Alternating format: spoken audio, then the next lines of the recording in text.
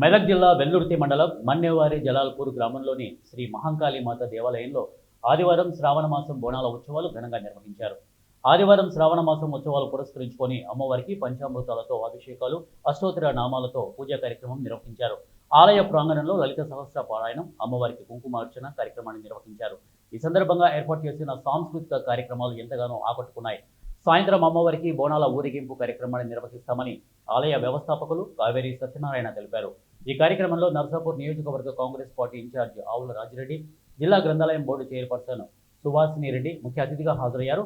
అమ్మవారికి ప్రత్యేక పూజలు నిర్వహించి వర్షాలు సమృద్ధిగా కురవాలని, పాడి పంటలు బాగా పండాలని కోరుకున్నట్లు తెలిపారు. మండలంలో ఈ మన్నెవారి జలాల్పూరు గ్రామంలో మరి మా భక్తులందరి కోరికలు నెరవేరుస్తూ, మా కోరికలను ఈడేరుస్తూ మరి ఇక్కడ వెలవటం అనేది ఈ మండలం మాత్రమే కాదు, మా నర్సాపూర్ నియోజకవర్గ ప్రజల అదృష్టంగా నేను భావిస్తున్నా.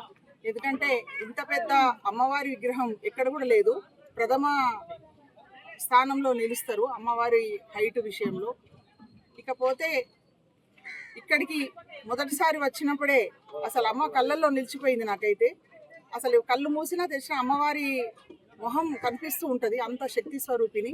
నేను వచ్చినాక ఇక్కడికి వచ్చిన తర్వాత ఒక నెల రోజుల లోపనే మరి నేను స్పెషల్గా అంటూ ఏమీ మొక్కుకోలే అమ్మవారిని. అమ్మ నా పైన దయ ఉంచు అని మాత్రమే మొక్కుకోవడం జరిగింది.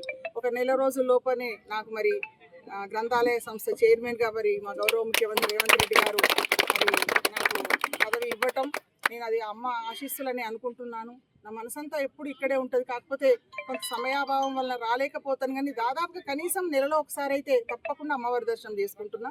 భక్తులందరికీ కూడా నా విన్నపం ఏంటంటే, పిలిస్తే పలికే తల్లి, మన ప్రాంతంలో కొలువై ఉన్న తల్లిని నిరంతరం సేవిస్తూ ఆ తల్లి కృపకు పాత్రులై తమ కోరికలను మరి తీర్చుకుంటూ జీవితాల్లో ఇంకా అభివృద్ధి సాధించాలని నా భావన. ఆ దిశగా ప్రజలందరూ కూడా అమ్మవారి కృపకు పాత్రులు కావాలని మరి కోరుకుంటూ, మరి ఇంకా ఈ అమ్మవారి టెంపుల్ నిర్మాణం దశలోనే ఉంది. చాలా పెద్ద ఎత్తున పెద్ద ప్లాన్తో